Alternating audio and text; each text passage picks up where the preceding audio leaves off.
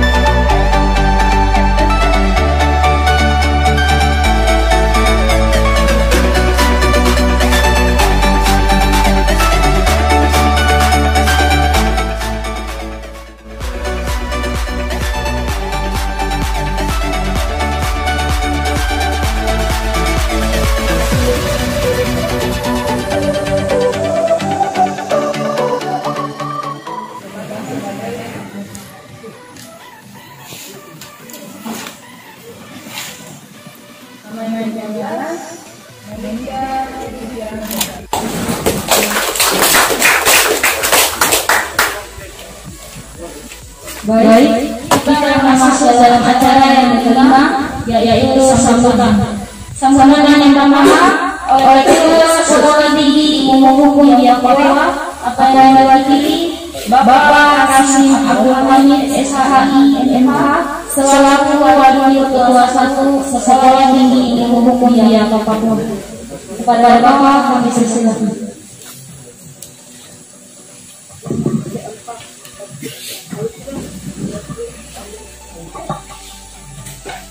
Selamat siang, salam sejahtera untuk kita semua. Salam Juru Susuba. Pertama yang terhormat kepada Distrik Oridek, dalam hal ini diwakili oleh Pak Sekretaris Distrik Bapak Simon Roni Sumbre SIP. Yang kami hormati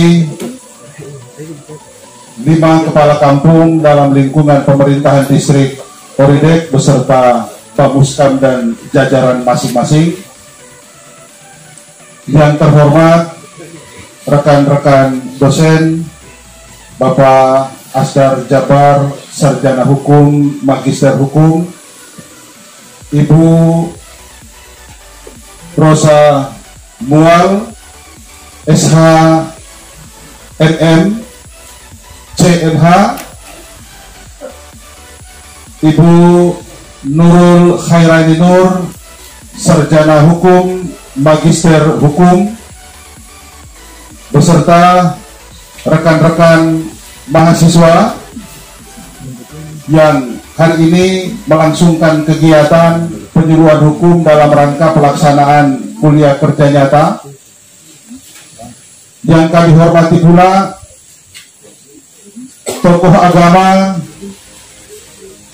tokoh masyarakat, tokoh perempuan, tokoh pemuda di lingkungan pemerintahan Distrik Oridek yang kami hormati. Pertama-tama saya mengajak kita semua selaku umat yang beriman untuk memanjatkan puji dan syukur kehadirat Tuhan yang Maha Kuasa. Membacakan tata tertib selama acara berlangsung. Wajib menggunakan masker atau biasa yang disebut prokes, protokol kesehatan. Dan berikut lagi saya akan membacakan nama-nama mengelola materi pertama ini. Pada Bapak saya persilakan. baik semuanya, selamat pagi, salam sejahtera untuk kita semua, salam. Sebelum saya menyampaikan materi tentang pengertian arti miras, ini dari Bapak dan adik-adik atau ibu-ibu belum tahu tentang pengertian miras, atau semua sudah paham? Semua sudah paham nih tentang miras? Jelas ya? miras adalah minuman, konsumsinya menyebabkan penurunan kesadaran, seperti mungkin kesadaran mabuk, tahu minum di mana, tidak tahu pulang ke rumah. Mana untuk hari ini ke depan ini miras ini hari ini di Kampung Anggopi atau di Pantai Wisata Anggopi luar biasa untuk kita bisa duduk di sini dan sekaligus untuk kita mendengarkan sosialisasi daripada penyuluhan hukum dari mahasiswa kita yang luar biasa. Yang diberikan, saya adalah ketua adat dari Kampung Halimi. Nama saya Agus Iram Seroya. Yang saya pertanyakan di sini adalah makanya saya berharap kita hidup ini, kita beribadah tiap minggu tujuannya kan ke surga kan Pak. Ya, kalau itu patok pakai agama, itu pakai pendekatan Galatia, selesai sudah. Nggak perlu. Toh miras itu adalah pilihan. Toh dijual juga, kalau kita tidak mau beli kan tidak apa-apa. Tidak ada yang larang kita. Nah sekarang pendekatan memang butuh niatan baik. Saya berharap kampung ini memang kita lihat bersama-sama, sepakat bersama hilangkan miras. Ya, kalau tidak ada miras, ya silakan. Sudah tidak ada lagi. Pendekatannya pakai pendekatan kalau perlu. Pak tokoh agama, bagaimana caranya masyarakat yang tidak ada kerjaan, bagaimana kita ajak ibadah terus. Ya, toh kita menghadap sama Tuhan dalam keadaan kudus, dalam keadaan bersih. Ya, ya tadi pendekatan hukum sangat-sangat susah dipakainya. Nah, memang butuh niatan-niatan bersama. Nah, terakhir tadi yang saya dengar tentang Perpres ya. Perpres tentang pencabutan investasi. Sebenarnya saya meluruskan juga tadi. Sebenarnya bukan produksi kan. Tapi di sini ada investasi, ada orang dari luar bisa berinvestasi, bisa menanamkan modalnya untuk membangun suatu produk miras ya. Nah, ternyata itu bersyukur dicabut Perpresnya, Perpres kalau tidak salah nomor 6 2021 ya. Peraturan Presiden itu bagus. Nah, kita berharap dengan pencabutan seperti itu bisa mengantisipasi sebagai langkah upaya-upaya yang bagus. Sebenarnya saya kembalikan tadi bahwa meskipun sebenarnya tidak ada aturannya, tidak tegas, tapi kalau niatan bersama kita untuk tidak mendekati miras itu, pakai pendekatan agama. Saya rasa kalau tiap hari Bapak Ibu, adik-adik saya sekalian tiap hari baca Alkitab, saya rasa kita akan terjauh dari pendekatan miras. Tidak boleh pendekatan hukum. Pendekatan hukum tadi bayangin hanya 2 minggu Pak, jadi pengen ditahan 2 minggu ya. Nanti dan minta maaf, miras nanti bermasalah ketika ada konteksnya, ada akibatnya. Kalau mabuk dalam rumah tidak jadi masalah, tidak ada yang larang kok. Tapi pendekatannya, kalau pendekatan hukum terus kita paksakan ke orang mabuk dalam rumah, tidak ada apa-apa. Nanti mabuk bermasalah ketika mengganggu orang. Makanya tadi pasal 43, nah, mabuk di tempat umum dihukum berapa? 2 minggu. Denda 225 itu jangan, itu sen Pak, 225 sen kali, kalau tidak salah sekarang 225 rupiah, 225 sen itu kali 750 rupiah itu hukumannya, bukan itu yang dijatuhkan. Nah, itu tadi kalau kita semata-mata pendekatannya hukum, pendekatan tidak bisa. Nanti dia berdampak ketika ada orang mabuk mencuri, pasti yang dipakai bukan mabuknya, yang dipakai adalah pencuriannya. Nanti pencuriannya pakai pemberatan, pencurian karena mabuk. Ada lagi suap karena mabuk dipukul istri, berarti yang dipakai bukan mabuknya, yang dipakai adalah KDRT, kekerasan dalam rumah tangga dengan unsur pemberatnya karena dalam kondisi mabuk. Ya, menabrak orang, bayangkan kalau orang lalai kecelakaan karena lalai karena mabuk, menabrak orang mengakibatkan matinya orang, hukumannya pasti 5 tahun. Coba pasal ya ada nanti pasal kalau tidak salah 300-400 lebih tuh. Ya, di situ kalau mabuk dalam keadaan mabuk dan menyebabkan matinya orang itu ada unsur pemberat lagi. Jadi berbeda hukumannya ketika kejahatannya, pencurian biasa, paling ancaman hukumannya paling tinggi 5 tahun, jatuhnya 1 tahun. Tapi karena mencuri karena dalam kondisi mabuk berarti ada unsur pemberat. Tapi kalau mabuknya tidak pernah dipersoal, mabuk saja tidak ada orang dihukum gara-gara mabuk. Mabuk dalam kamar kan pernah larang. Ya, mabuk setelah minum langsung tidur kan tidak pernah dilarang, kawan. Tapi persoalannya sepakatkah tidak? Yang ada kan orang mabuk ke tengah jalan, mabuk kemana gitu. Ya kenapa? Kenapa seperti itu? Karena memang yang dipengaruhi tadi seperti tadi pendekatan agama kesehatan, bahwa setelah mabuk berfungsi merubah apa? Merubah saraf, merusak apa dan sebagainya, rasa percaya diri, jalan yang sudah sempoyongan gitu. Karena panas itu tidak bisa, memang harus aktif gitu.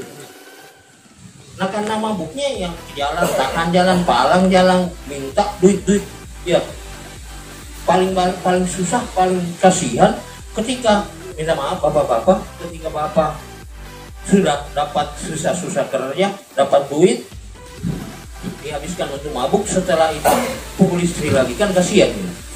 Nah itu lagi, nah itu persoalannya. Kita berharap jadi dampak dari miras ini sebenarnya pendekatannya harus banyak pendekatan. Yang paling utama dan kita harus sepakati pendekatan utama, pendekatan agama. Agama apapun di dunia ini pasti melarang itu, dan apa yang namanya agama adalah sesuatu yang kudus, sesuatu yang bersih, suci. Mabuk tidak mungkin dalam keadaan suci.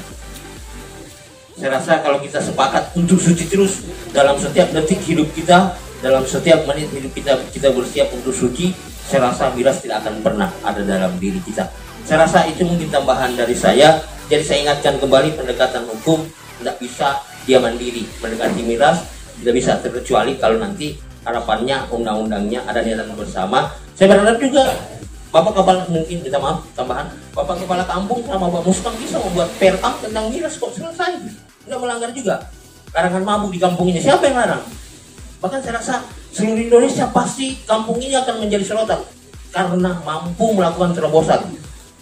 Selain karena persoalan tidak mendapatkan apa-apa, tapi karena persoalan keamanan kampung gitu, ketertiban kampung. Selain ada perkam tentang pariwisata dan sebagainya, tapi mungkin juga perkam tentang larangan orang mabuk di kampung ini. Kalau orang mabuk di kampung ini, minta maaf keluar dari kampung. Saya rasa selesai. Niatan bersama dulu. Ya, saya rasa mungkin juga ya niat bersama saja dari masyarakat, bapak-bapak, teman-teman kepala kampung, Pak Muskam dan masyarakat, tokoh agama, pendekatannya itu semua, khususnya pendekatan yang harus kita pikirkan adik-adik kita, tokoh pemuda yang masih akan minta maaf, saya minta maaf bapak mungkin akan meninggalkan dunia ini, biarlah mereka yang melanjutkan. Saya rasa kita tidak mau anak-anak kita, anak-anak pemabuk jangan pernah harap daerah ini maju kalau dibangun oleh generasi pemabuk. Saya rasa cukup dari saya kembalikan ke bendera. Terima kasih Bapak.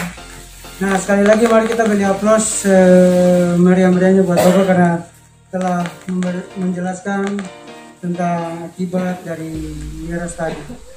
Nah, untuk yang berikut ini hanya sharing saja tentang ya seperti yang tadi Bapak Asgar bilang, tidak hanya untuk menggunakan harus banyak menggunakan pendekatan mengenai miras ini, tetapi juga yang paling utama itu kita harus menggunakan pendekatan yaitu dengan pendekatan agama.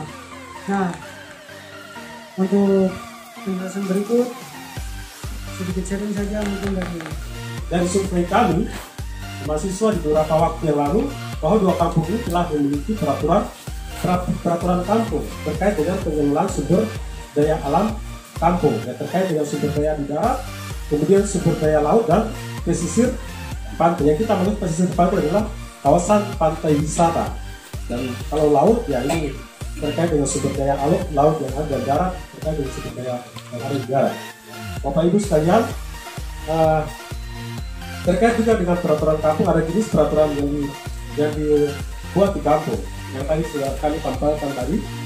Jadi yang lebih banyak dilakukan oleh kepala kampung saat ini adalah hanya mengeluarkan keputusan kepala kampung dan peraturan kampung. Ya, sebentar Bapak Ibu akan mendiskusikan kepada Bapak supervisor kami sebagai dosen pembimbing kami. Nah, keinginan daripada masyarakat kampung itu sendiri, karena tujuan dibuatnya sebuah peraturan kampung adalah demi menjaga, yang pertama bisa jadi ketertiban. Misalnya ada seperti yang disampaikan oleh Pak Asgar tadi, bisa jadi Bapak Aziz kepada Bapak dipersilakan. Untuk Ibu dosen, Ibu Reksional, SKNA, dan Bapak Asgar, dan sekaligus teman-teman mahasiswa sekalian, pada kesempatan kali ini sebelum saya akan ada sambutan penutup dari Ibu Supervisor. Bapak-bapak kepala kampung, mama-mama di unsur kampung dan adik-adik sekolah SMA ya. Tadi kita sudah berikan panjang lebar mengenai panjang dan lebar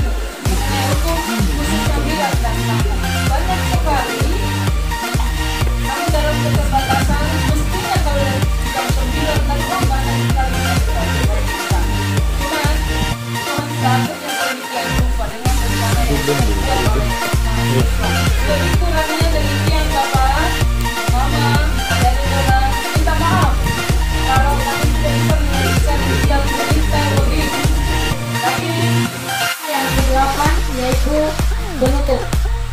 Penutup ini kita akhiri dengan doa.